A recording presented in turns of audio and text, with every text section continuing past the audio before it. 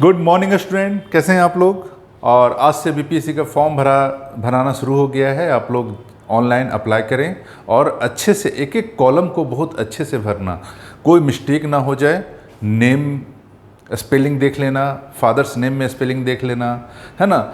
OBC, general, EBC, बहुत ध्यान से फॉर्म को भरना। बिकॉज होता क्या है ना कि एक भी गलती अगर अभी हो गया तो वो लॉन्ग टर्म के लिए आपके जेहन में बैठा रहेगा और हमेशा वो चुभता रहेगा, एक पिन की तरह लगेगा। पता नहीं फॉर्म में क्या मिस्टेक हो गया, पता नहीं फ़ोटो ऐसा सामने दिया था अब वो तिरछा कैसे हो गया। तो बहुत सारी की चीज़ें आएगी, बहुत संभाल के। साइबर कैफ़े वाले के भरोसे मत रहना। और अपना ज़िंदगी है, अपना लाइफ है, अपना करियर है, तो फॉर्म को बहुत ही सावधानी से अच्छे से भरना और डबल चेक करना। नाम spelling, father's name, date of birth, एक एक चीज़ को बहुत अच्छे से, परसेंटेज ऑफ मार्क्स, एक एक चीज़ को बहुत अच्छे से आप चेक करना, तब जाकर के फाइनल सबमिट करना। और अब आई तैयारी की। तैयारी बहुत लोग ने शुरू कर दिया है। बहुत लोगों ने तैयारी शुरू तो कर दिया है, लेकिन उनको पता ही नहीं है कि तैयारी कैसे करें, क्या करें, अभी क्या पढ़ें, कब एग्ज़ाम होगा, कैसे एग्ज़ाम होगा। और जैसे ही एग्ज़ाम का 1 महीना रहता है तब जाकर के देखना ऐसा हड़बड़ाते हैं सब, ऐसा हड़बड़ाहट आता है कि लोग जो है परेशान, अब क्या पढ़ें। और एग्ज़ाम के 1 महीना पहले सब जो है current affair, sir current affair दे दीजिए, पिछले 1 साल का दे दीजिए, शॉर्ट में बता दीजिए क्या पढ़ें और थोड़ा बता दीजिए क्या पढ़ें। तो वो गलती दोबारा मत करना। फॉर्म निकले, देर से निकले, एग्ज़ाम हो, 10 दिन के बाद एग्ज़ाम हो, पढ़ने वाले स्टूडेंट का इस सबसे फ़र्क नहीं पड़ता है। वो कछुए की तरह अपना गति से धीरे धीरे धीरे धीरे आगे बढ़ते रहते हैं। तो जो लोग नई तैयारी शुरू कर रहे हैं, उनको नहीं पता क्या है, तो सबसे पहले भाई एक ऑप्शनल पेपर डिसाइड कर लो आप। ऑप्शनल पेपर, वैकल्पिक विषय, एक विषय रखना होता है और वो 300 नंबर का होता है। तो 300 नंबर का कौन सा विषय रखें, बहुत लोग कंफ्यूज हैं, समझ में नहीं आ रहा है कौन सा विषय सिलेक्ट कर रहे हैं। और बहुत लोग सिलेक्ट कर करके फिर बाद में चेंज करते हैं, फिर चेंज करके फिर किसी और से पूछते हैं। एक गलती मत करना, देखना कि आपका ऑनर्स पेपर क्या है। अगर आपने 3 साल जो एक सब्जेक्ट ऑनर्स को अच्छे से दिया है, तो अगर आपका ऑनर्स हिस्ट्री है, पॉलिटिकल साइंस है, ज्योग्राफी है, हिंदी लिटरेचर है, एंथ्रोपोलॉजी है, फिलॉसफी है, तो फिर काहे के लिए आप दूसरा सब्जेक्ट आप ढूंढेंगे, नया सब्जेक्ट। आप जो सब्जेक्ट 3 साल पढ़े हैं, अब नया सब्जेक्ट ढूंढने से अच्छा है कि कोई एक ऐसा विषय सेलेक्ट कर लें कि जिसमें थोड़ा सा और वैल्यू एडिशन करके, थोड़ा सा और ज्ञान ऐड करके हम उस चीज़ को करके निकल जाएं आगे। और एग्ज़ाम तो पास करना है, विद्वान तो बनना नहीं है। तो क्या करना है, जैसे इतिहास के बारे में आप लोग सोच सकते हो। इतिहास एक अच्छा वैकल्पिक विषय है और इतिहास को अगर आप कॉलेज स्टाइल में लिखोगे, नंबर नहीं मिलेगा भाई लोग। इतिहास को आपको इतिहास की तरह लिखना पड़ेगा, इतिहासकार की तरह भी नहीं, इतिहासकार की तरह भी नहीं, इतिहास को आपको इतिहास की तरह लिखना पड़ेगा, ठीक है। जर्नलिस्ट की तरह भी नहीं, फिर मैं बोल रहा हूँ इतिहास की तरह लिखना पड़ेगा, आपको नंबर मिल जाएगा। और वो इतिहास की तरह कैसे लिखाएगा, आने वाले क्लास में मैं आपसे चर्चा करूँगा। तो एक विषय, वैकल्पिक विषय के रूप में आप इतिहास रख सकते हो, अच्छा माना जाता है। हिंदी साहित्य के बारे में सोच सकते हो, सिलेबस बहुत अच्छा है। अगर आप सोचते बहुत अच्छा से हो, गंभीरता सोचते हो, चीज़ों को बारीकी से सोचते हो, है ना, दोहा बनाने में आपको इंटरेस्ट है, शायरी बैठे बैठे गढ़ लेते हो, 2-4 पंक्तियाँ अपने से गढ़ लेते हो, साहित्य में रुचि है, तुलसीदास, सूरदास के दोहे कुछ कुछ समझ में आता है, जयशंकर प्रसाद के दोहे समझ में आता है, उनकी रचना समझ में आता है, तो मेरा सलाह है कि आप हिंदी साहित्य के बारे में भी सोच सकते हैं। तो सबसे पहले एक विषय सोच लो कि ऑप्शनल पेपर क्या रखना, और इसमें देर मत करना। जैसे डिसाइड हो जाए ऑप्शनल पेपर, अब तैयारी क्या करें सर, क्या करें ना करें, कैसे पढ़ें। कोई बोलते हैं हर दिन 8 घंटा पढ़ते हैं, 10 घंटा पढ़ते हैं, 20 घंटा पढ़ते हैं। कुछ ऐसे भी लोग हैं जो 20 घंटा पढ़ते हैं, तो पढ़ते हैं। कुछ ऐसे लोग हैं जो 4 घंटा पढ़ते हैं, सिर्फ 4 आवर 4 घंटा पढ़ते हैं, और वो 4 घंटा कायदे से पढ़ते हैं। बहुत सारे वर्किंग लोग हैं, बहुत सारे हाउस वाइफ हैं, ऐसे हैं कि उनको घर की जिम्मेवारियाँ निपटाते हुए भी चीज़ को आगे करना है। बहुत सारे सर्विस होल्डर ऐसे हैं कि उनको ज़्यादा समय नहीं मिलता है, 2 घंटा सुबह समय मिलता है और 2 घंटा रात का या शाम का मिलता है। दिन भर तो ऑफिस में बीतता है। तो अगर तरीके से कायदे से अगर बीपीएससी को किया जाए तो 4 घंटे का समय बहुत है। हाँ, फिर मैं बोलूँगा कायदे से, तो 4 घंटे आप पढ़ो, अच्छे से पढ़ो। संडे का पूरा समय मिलता है, सैटरडे का समय मिलता है, उसको आप पूरा डेडिकेट दे सकते हो। तो क्या करें सर? सबसे पहले बीपीएससी का प्रीवियस ईयर का क्वेश्चन पेपर खरीदिए। सबसे पहला अगर सीढ़ी कुछ है तो बीपीएससी का प्रीवियस ईयर का क्वेश्चन बैंक, उसको आप स्टडी कीजिए कम से कम 3 से 4 बार, और सारे क्वेश्चन को आप देखिए कि क्वेश्चन पूछता कैसे है। सबसे पहले देखिए लास्ट जो पिछला बीपीएससी हुआ है, ठीक है, तो पिछला लास्ट ईयर जो बीपीएससी हुआ है, सबसे पहले आप उसका क्वेश्चन पेपर देखें 65th का। उसके बाद फिर पीछे जाएं और उसको स्टडी करें, रटे नहीं।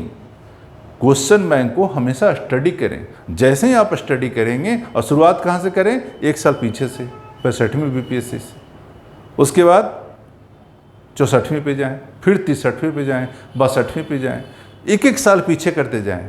इससे क्या होगा ना, आपको पता चलेगा कि बीपीएससी अभी क्या पूछ रहा है, उसके पहले कैसा सोचता था, उसके पहले कहाँ पकड़ था, उसके पहले कैसा था, उसके पहले कैसा था, और अब कहाँ पहुँच चुका है। एक समय बीपीएससी में ऑप्शन ई नहीं था, आज ऑप्शन ई है। इसके पीछे ये भी कारण है कि बार बार जो हाई कोर्ट हो जाता था, रिजल्ट में देर होता था, रिजल्ट फंसता था। इसको दूर करने के लिए ई ऑप्शन दिया गया। कई बार क्या होता था, एक से ज़्यादा ऑप्शन सही होता था। तो ई ऑप्शन बीपीएससी ऐसा नहीं है कि सोच के ही दे रहा है कि आंसर यही होगा। अगर गलती हो गया, मिस्टेक हो गया, किसी का 2 ऑप्शन सही हो गया, तो कम से कम सेफ है, उसका आंसर ई हो जाएगा। तो आप यही मान के चलो, ज़्यादा ध्यान देने की ज़रूरत नहीं है कि ई होगा। ई पे ज़्यादा फोकस मत करो, वो तो मिस्टेक से बचाने के लिए है। ज़्यादा फोकस करो जो ऑप्शंस दिए हुए हैं 1 2 3 4, उस पर आप फोकस करो, और उस पर फोकस करके क्वेश्चन को सोल्व करो। तो सबसे पहले जो स्टार्टिंग करेंगे आप कहाँ से करेंगे? बीपीएससी का प्रीवियस ईयर के क्वेश्चन बैंक से। नंबर 1 पहला सीढ़ी यही है। उसके बाद जब प्रीवियस ईयर आप अच्छे से कर लें, और उसके बाद एक ओवरऑल एक थॉट डेवलप होगा आपका, कुछ एनालिसिस बनेगा। फिर क्या करें? लुसेंट का एक किताब आता है, सिंपल स्टार्टिंग आप लुसेंट से कर सकते हैं। ऑब्जेक्टिव वाला खरीद लिए आपका तो अच्छी है, वेल एंड गुड, बट एक सब्जेक्टिव बुक आता है लुसेंट का, चौड़ी वाली, वो खरीद लीजिए। उसका इतिहास पढ़िए, पॉलिटी पढ़िए, ज्योग्राफी पढ़िए, इकोनॉमिक्स पढ़िए, और जनरल साइंस करके लुसेंट का ही एक बुक आता है, सिर्फ जनरल साइंस, समान विज्ञान। तो समान विज्ञान का करीब 25 से 30 जो क्वेश्चन रहता है, उस समान विज्ञान के 25 से 30 क्वेश्चन में वो लुसेंट वाला समान ज्ञान आप देख सकते हो, अच्छा रहता है। उसके बाद प्रीवियस ईयर क्वेश्चन पेपर हो गया, लुसेंट हो गया, और घटना चक्र का नया वाला एडिशन। पुराना एडिशन में बहुत सारा मिस्टेक है, नया वाला में भी कुछ मिस्टेक है, उन्होंने कुछ सुधार किया है, बट जहाँ भी कन्फ्यूजन लगे, जहाँ आंसर में डॉट लगे, जो भी आपके सर हैं, जो भी आपके मार्गदर्शक हैं, जो भी आपके कोच है, उनसे वो आंसर कंफर्म करा लेना, ठीक है। तो एरर कहीं भी हो सकता है, मैनुअल मिस्टेक हो सकता है, लेकिन उसको सही कर करके पढ़ना, ठीक है। तो घटना चक्र की जो बुक है, इतिहास की, राज व्यवस्था की, इकोनॉमिक्स का, ज्योग्राफी का, पर्यावरण का, और समान विज्ञान का, इसको खरीद के जरूर ले आना, नई वाली एडिशन 2020 का। और उसको रूटीन बना के आप पढ़िए। जैसे रूटीन कैसे बना सकते हो आप? मंडे को हिस्ट्री रखो, ऐसे करके मंडे को अगर हिस्ट्री पढ़ेंगे तो सिर्फ हिस्ट्री पढ़ेंगे, और ऐसा हिस्ट्री को भी आप सेक्शन में तोड़ सकते हो। अगर प्राचीन भारत पढ़ेंगे तो पूरा प्राचीन भारत एक मंडे को पूरा ख़त्म कर देंगे। अगले मंडे को आप पूरा मेडिवल हिस्ट्री। देखो, थोड़ा स्पीड में भी चलना पड़ेगा। कोई चीज़ अगर समझ में नहीं आ रही है तो हो सकता है थोड़ा ध्यान से पढ़ेंगे, समझ के पढ़ेंगे। और अगर कोई चैप्टर और नहीं समझ में आ रहा तो यूट्यूब पे बहुत सारे वीडियो आपको मिल जाएंगे उस चैप्टर से रिलेटेड। तो ये नहीं कि मेरे को समझ में नहीं आ रहा है तो आप कैसे पढ़ें। अपने से जितना बार बोलिएगा ना, उतना ही आप कन्फ्यूज करेंगे। अपने से नहीं बोलना है कि मुझे नहीं आ रहा है, अपने से यही बोलना है एक काम है, ये प्रोजेक्ट है, मेरे को करना है। कैसे होगा मुझे नहीं पता, ये मेरे को करना है तो करना है। कोई ऑप्शनल पेपर भी रखना है, ऑप्शनल पेपर रखना है तो रखना है। हंस के रखिए चाहे रो के रखिए। अगर आपसे ऑप्शनल पेपर कवर नहीं हो पा रहा है तो फिर आप बीपीएससी की तैयारी शुरू मत कीजिए। उससे अच्छा किसी और चीज़ का वैकेंसी भरिए, बहुत सारे वैकेंसी है। तो रखना है, ये भी पढ़ना पड़ेगा, वो भी पढ़ना पड़ेगा, वो भी करना पड़ेगा, वो भी करना पड़ेगा। करना है तो करना है, कोई बट नहीं है। हाँ, ये जनरल कॉम्पिटिशन तो है नहीं कि बस मन आया कुछ कर लिए, मन आया कुछ कर लिए। तो जो सिलेबस दिया है स्टूडेंट, उसको आपको पढ़ना है तो पढ़ना है, ऑप्शनल है करना है तो करना है। तो उसी तरह से अगर जो चीज़ें समझ में नहीं आ रही है उसको 2-3 बार जब तक पढ़ें।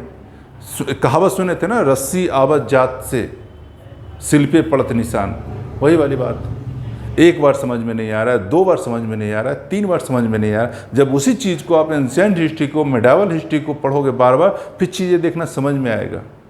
और पढ़ करके फिर कुछ ऑब्जेक्टिव क्वेश्चन बनाइए। और अभी से कम एक काम तो आप कर ही लीजिए। 2 काम बहुत ज़रूरी है, एक काम तो कर ही लीजिए। पहला काम क्या है, पीटी का कम से कम टोटल क्वेश्चन को कितना होता है पीटी में, 70 टोटल क्वेश्चन होता है 150। 75 क्वेश्चन कम से कम डेली एक प्रैक्टिस बनाइए ज़रूर। जैसे आप जिस दिन इतिहास पढ़ रहे हैं, कोशिश कीजिए 50 क्वेश्चन हम इतिहास का ज़रूर बनाएं एवरी डे। अगर आप पीटी में चाहते हैं बहुत काम आसान हो जाए तो उसके बाद 50 क्वेश्चन एवरी डे आप उसी सब्जेक्ट से बनाएं जिस दिन जो विषय पढ़ रहे हैं आप, और खुद को टेस्ट कीजिए, इवैल्यूएट कीजिए कितना नंबर आ रहा है मेरा। और बिहार स्पेशल से अगर बिहार का इतिहास भी बना सकते हैं, 15 क्वेश्चन डेली बिहार स्पेशल बनाने का आदत डालिए। और हर दिन 10 क्वेश्चन सोल्व कीजिए करंट का, नए करंट का, एवरी डे नए करंट का, तब जाकर के काम आसान हो जाएगा। और एवरी सैटरडे, शनिवार, कम से कम हफ्ता में एक दिन पूरा फुल टेस्ट दीजिए 150 मार्क्स का एवरी सैटरडे। और अपने आप के इवैल्यूएट कीजिए क्या 100 नंबर आ रहा है। अगर 100 नंबर आ रहा है, अब बहुत निकट है सफलता के। गर्ल्स के लिए तो इससे भी कम नंबर में सिलेक्शन हो जाता है। ठीक है, तो रूटीन बनाइए। और जिस दिन जो विषय आपने डिसाइड करा है, अगर मंडे को मान के चलो आपने इतिहास डिसाइड किया तो आप इतिहास मंडे को पढ़िए। ट्यूसडे को अगर आपने इंडियन पॉलिटी डिसाइड किया तो इंडियन पॉलिटी पूरे अच्छे से ख़त्म कीजिए। वेडनेसडे को अगर आपने ज्योग्राफी इकोनॉमी डिसाइड किया तो ज्योग्राफी इकोनॉमी अच्छे से करें। थर्सडे को अगर आपने जनरल साइंस डिसाइड किया तो जनरल साइंस अच्छे से पढ़िए। हाँ, फ्राइडे को अगर आपने इंटरनेशनल रिलेशंस या करंट अफेयर डिसाइड किया तो उस दिन पूरे तरह से करंट अफेयर पढ़िए। अपना बनाया नोट्स हो या रिवीजन हो या बुक्स हो, जो भी है, लेकिन पूरा ख़त्म कर देना है। नए तरह के बुक्स में नहीं दौड़ना है। एक ही किताब को इतना बार पढ़ेंगे कि बहुत अच्छे से उस पर पकड़ हो जाए। और उसके बाद एवरी सैटरडे अपने आप को इवैल्यूएट कीजिए। और अच्छा तो वो होता है कि आप पीटी के साथ मेंस को साथ लेके चलिए। और ऑप्शनल हफ्ते में कम से कम 2 दिन आप ज़रूर पढ़िए। कैसे पढ़ें, हर का तरीका अलग अलग होता है। हम बताएंगे, हो सकता है वो तरीका आपको पसंद आए, हो सकता है वो तरीका आपको पसंद ना आए। तो हर किसी का अपना अपना तरीका होता है। मैं सिर्फ मदद कर सकता हूँ, ऐसे आप कर सकते हो। इससे आपको काम आसान हो जाएगा। ठीक है, तो रूटीन बनाओ। एवरी डे कम से कम 75 क्वेश्चन का प्रैक्टिस करो एवरी डे। और एवरी सैटरडे कहीं भी मॉक टेस्ट ज्वाइन कर लो। और ज़्यादा अच्छा रहेगा डेली का भी कहीं मॉक टेस्ट ज्वाइन कर लो। होगा क्या कि अभी से लेकर के अगर 27 दिसंबर को मान के चलो अगर एग्ज़ाम है 27 दिसंबर को, तो 27 दिसंबर यानी आपके सामने क्या है, आपके सामने है अक्टूबर, आपके सामने है नवंबर और आपके सामने है दिसंबर। कोशिश करो स्टूडेंट कि 20 टेस्ट, 20 टेस्ट यहाँ, 20 टेस्ट यहाँ, 20 टेस्ट यहाँ। और इसी बीच आपका फेस्टिवल भी है, बहुत सारे फेस्टिवल भी हैं, दशहरा, दीपावली, छठ पूजा, तो बहुत सारे फेस्टिवल भी डिस्टर्ब करेंगे। तो कम से कम 60 टेस्ट का अभी से प्लान कर लो। अक्टूबर, नवंबर, दिसंबर 60 टेस्ट, जिसमें कम से कम डेली एक टेस्ट। देखो, डेली अगर 150 टेस्ट दोगे क्वेश्चन का तो कहीं ना कहीं फ्रस्ट्रेशन महसूस होगा और आपको लगेगा कि नंबर भी नहीं आ रहा। तो वो काम नहीं करना है। डेली कम से कम 75 ही लेके चलो, मत 150 ले चलो। डेली 75 क्वेश्चन लेके चलो और डेली 75 क्वेश्चन ऑनलाइन दो, ऑफलाइन दो, जैसे आपको सुविधा हो वैसे दो। लेकिन डेली कम से कम 75 क्वेश्चन का टेस्ट जरूर लो। जो पढ़ना है डेली रूटीन के अनुसार आप जरूर पढ़ें, बट अपने आप को और टेस्ट ये सोच के मत दें, ये ना सोचिए कि अरे हमने तो कुछ पढ़ा ही नहीं तो टेस्ट कहाँ से दें। टेस्ट ये नहीं होता है, ये कोई एग्जामिनेशन थोड़े है कॉलेज का या स्कूल का कि हमने सिलेबस कंप्लीट नहीं किया तो टेस्ट कैसे दें। मन के हारे हार है, मन के जीते जीत। अगर आप ये सोचते रहोगे कि मेरा सिलेबस नहीं कंप्लीट हुआ, ये नहीं पढ़ा, तो कैसे टेस्ट दें।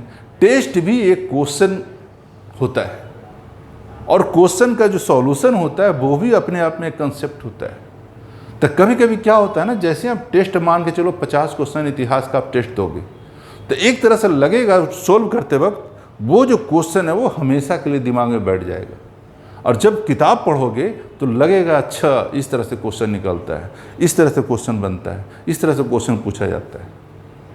तो वो जो टेस्ट है ना अपने आप में एक माहौल क्रिएट करता है आपको एग्ज़ाम के लिए, और एग्ज़ाम में जो झिझक, डर, जो अजीब सा वो जो भय होता है ना, जिसका ना सिर होता है ना पैर होता है, धड़ होता है, जिसका कुछ वजूद नहीं होता, वैसा जो डर होता है ना भूत बैठा हुआ, वो डर खत्म हो जाता है। तो डेली अपने आप को इवैल्यूएट कीजिए। डेली जो सब्जेक्ट है उसको कम से कम 4 घंटा पढ़िए। अब 4 घंटा अगर हम एंशिएंट पढ़ेंगे, एंशिएंट हिस्ट्री, 4 घंटा लगातार मत पढ़िए। कोई 1-1 घंटे करके 4 बार में इसको डिवाइड कर सकते हैं, कोई 2-2 घंटे करके 2 बार में कर सकते हैं। और 75 क्वेश्चन का इवैल्यूएट अपने आप को टेस्ट देने में कितना लगेगा? 1 घंटा का समय मैक्सिमम, 1 घंटे से ज़्यादा लगाइएगा भी मत, ठीक है। तो ये करके चलिए, फिर देखिए काम कितना आसान हो जाएगा। और 60 टेस्ट जरूर आप अपने आप को अभी से लेकर के एग्ज़ाम तक, कम से कम मैं बोल रहा हूँ ये, जिसमें फुल टेस्ट कितना हो गया, 4-4-8, यानी 12 से 15 फुल टेस्ट, और बाकी जो डेली टेस्ट होता है अपने आप को जरूर अभी से लेकर के 27 दिसंबर के पहले तक, एकदम 24 दिसंबर 25 दिसंबर क्रिसमस तक अपने आप को रेडी कर लीजिए। और मेंस का अभी से डेली एक क्वेश्चन लिखिए, यानी कि अगर मान के चलो 27 दिसंबर को अगर आपका पीटी हो जाता है तो मेंस एग्जाम लगभग इसका रिजल्ट आते आते मार्च हो जाएगा। मार्च तक अगर रिजल्ट आ जाता है तो आपका जून में मेंस हो जाएगा, यानी कि अक्टूबर से लेकर के जून तक लगभग 9 मंथ। और 9 मंथ में अभी से आप अगर एक क्वेश्चन डेली लिखोगे तो जून जाते जाते लगभग 200 क्वेश्चन लिख पाओगे। 200 क्वेश्चन, और आपको पता भी नहीं चलेगा अच्छा 200 आंसर राइटिंग कर लिया मैंने। एवरी डे कहीं भी आप एक क्वेश्चन उठाओ, अगर कोई मार्गदर्शक है उनसे मदद लो, उनसे एक क्वेश्चन मांगो, जो भी आपका मार्गदर्शक है उनसे एक क्वेश्चन मांगो कि सर मेरे को एक क्वेश्चन आज का दीजिए, और उसको खुद से लिखने का प्रयास करो। अभी ज़्यादा ऐसा नहीं कि अव्वल बन जाओगे आंसर राइटिंग में, एक ही बार 10 में 10 नंबर आ जाएगा, अभी गलतियाँ होगा। हाँ, डेली सुधार करेंगे, कोशिश करेंगे कल के उत्तर से मेरा आज का उत्तर अच्छा हो, ठीक है। तो ये प्रयास करो, डेली अपने मार्गदर्शक से एक क्वेश्चन मांगो और उसको लिखो, संभव हो तो उसको उनसे चेक करवाइए, ठीक है। तो एक काम अभी से करते जाओ स्टूडेंट, और ऑप्शनल हफ्ते में कम से कम 2 दिन जरूर उसको समय दीजिए। 2-2 घंटे भी अगर 2 टाइम करके, यानी एक दिन में 4 घंटे, तो 4 दूना 8 घंटे, एक हफ्ते में अगर 8 घंटे भी देते हैं ऑप्शनल का, तो जून जाते जाते आपका काम बिल्कुल आसान हो जाएगा। और जैसे पीटी आपका एग्जाम आएगा, पीटी में रिजल्ट हो जाएगा, उसके बाद मेंस के लिए आपको लगेगा ही नहीं कि मेरे को मेंस के लिए अब अलग से तैयारी करना है। हाँ, सिर्फ एक ही चीज़ करना है, रिवीजन और प्रैक्टिस, और अपने अंदर आत्मविश्वास को बनाए रखना, ये काम करना पड़ेगा। काम आपका बिल्कुल ही आसान हो जाएगा। तो इतना काम करके चलो स्टूडेंट, भूल भुलैया में मत खो जाना, कन्फ्यूजन में मत खो जाना, और जो काम करना है मेरे को करना है, मेरा जीवन है, मेरा करियर है, हमको पढ़ना है, ठीक है। और सबसे ज़रूरी बात, बीपीएससी का जो पीटी का सिलेबस है और बीपीएससी का जो मेंस का सिलेबस है, उस टॉपिक से स्टार्ट करो। जैसे प्रीलिम्स का क्या क्या सिलेबस है, मैं कोशिश करता हूँ आज भेज देता हूँ आपको, आज सिलेबस भेज दूंगा। जिसके पास सिलेबस नहीं है कमेंट बॉक्स में मेरे को बता देना, मैं उनको भी सिलेबस भेज दूंगा। पीटी में कौन कौन सा टॉपिक होता है और मेंस में कौन कौन टॉपिक होता है, उतना अगर कवर कर लो हो गया काम। और बीपीएससी में तो अच्छी बात है कि ये भी पता है, यूपीएससी में थोड़ा काम और टफ हो जाता है। तो टॉपिक को कवर करो, और उस टॉपिक को कवर कर लेने के बाद, पढ़ लेने के बाद, उस पर वैल्यू एडिशन के लिए तुम जितना बुक पढ़ो, एम लक्ष्मीकांत पढ़ो, फिर डी बसु पढ़ो, जितना पढ़ना है पढ़ो, उसके बाद तो अथाह समुद्र है। लेकिन पहले जो टॉपिक अगर है, नीति निर्देशक तत्व है, फंडामेंटल राइट है, फंडामेंटल ड्यूटीज है, इलेक्शन कमीशन है, पंचायती राज है, इस टॉपिक से रिलेटेड पहले अपना एक नोट्स बनाओ, जैसा भी हो, टूटा फूटा छोटा मोटा, उसके बाद तुम उसमें ऐड करते रहो ना, तुम कितना ऐड कर सकते हो। धीरे धीरे धीरे धीरे देखना, एक समय आएगा कि उस फंडामेंटल राइट से, उस इलेक्शन कमीशन से, इलेक्शन से कोई भी क्वेश्चन, किसी तरह का क्वेश्चन बना के पूछ दे, स्टैटिक और डायनेमिक के साथ जोड़ के दे, आपका कलम नहीं रुकेगा, लिखा जाएगा। ठीक है। बहुत लोग का 65वीं एग्ज़ाम है अगले एक हफ्ते के बाद। उन लोग से मैं यही कहना चाहूँगा, स्टूडेंट अब समय नहीं है ज़्यादा कुछ पढ़ने का, अब समय है जो आपने पढ़ा है उस पर भरोसा रख करके, विश्वास कर करके अब आगे उत्तर लेखन करके आने का, और कोशिश करना सारा प्रश्न का उत्तर लिखा जाए, एक भी उत्तर छूटना नहीं चाहिए। टाइम मैनेजमेंट जरूरी है, उसको सिलसिलेवार बना लेना। अगर एक क्वेश्चन पे मान के चलो 20 मिनट देना है तो 20 मिनट ही देना है। 20 मिनट से जैसे टाइम एक्सीड हो जाए, एस्केप और नेक्स्ट क्वेश्चन पे आप आ जाओ। कभी कभी क्या होता है ना कि अगर मान के चलो मेरे को 8 क्वेश्चन लिखना है या कहीं पे 5 क्वेश्चन लिखना है, तो पहला 3 क्वेश्चन इतना अच्छा से आता है, सारा का सारा समय, अधिकतर 80% टाइम आप उसी में डिवोट कर देते हो। और इससे क्या होता है, बाकी का जो क्वेश्चन बचता है, 3 क्वेश्चन या 5 क्वेश्चन, वो आपके लिए बहुत बड़ा हेडेक हो जाता है। क्यों? बाकी बचे 20% समय में आपको 5 क्वेश्चन करना है, कैसे होगा? तो बैलेंस बना के चलना कि मेरे को एक क्वेश्चन पे अगर इतना समय देना है तो इतना ही देना है, उससे 1-2 मिनट भी आगे हुआ तुरंत बाइंड अप करो और नेक्स्ट क्वेश्चन पे स्किप करके आगे बढ़ो। ऐसे करके टाइम मैनेजमेंट बहुत बड़ी चीज़ है। बीच बीच में पानी पीते रहना, पानी पीने से ऑक्सीजन मिलता है दिमाग को, थकावट दूर होगा आपका। ठीक है ना। हर क्वेश्चन कंप्लीट करो, 2 घूंट पानी पी लो, फिर से रिफ्रेश हो गया, ताज़ा हो गया, फिर नेक्स्ट क्वेश्चन।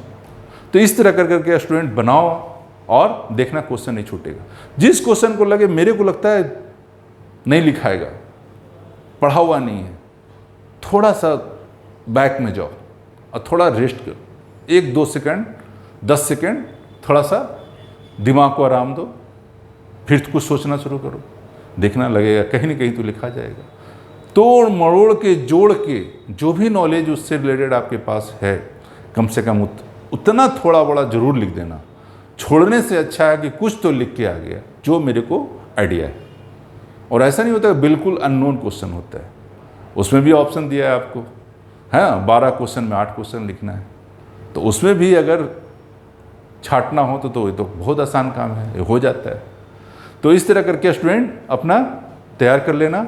फिर मैं बोलूँगा जो 66वीं बीपीएससी देने वाले हो तो अभी से तैयार हो जाओ, एवरीडे टेस्ट दो। डजेंट मैटर हम पढ़े हैं कि नहीं पढ़े हैं, टेस्ट भी एक पढ़ाई होता है। उसका जो सॉल्यूशन है, उस सॉल्यूशन को आप बहुत अच्छे से देखो, बहुत गौर से, और अगली बार जब किताब पढ़ेंगे तो फिर किताब में चीज़ें समझ में आएगी। तो कम से कम 75 क्वेश्चन का टेस्ट आप कहीं भी दो, ऑनलाइन दो, ऑफलाइन दो, और हफ्ते में एक बार कम से कम फुल टेस्ट दो। एक टेस्ट फुल एवरी वीक, वो सैटरडे भी हो सकता है, संडे भी हो सकता है। ओके स्टूडेंट, तो इस तरह कर करके फिर मैं बोलूँगा जल्दी से ऑप्शनल डिसाइड करो, फॉर्म जाओ, फॉर्म अप्लाई करो, और बिना किसी एरर के। ओके, ऑल द बेस्ट, फिर मिलते हैं, ऑल द बेस्ट।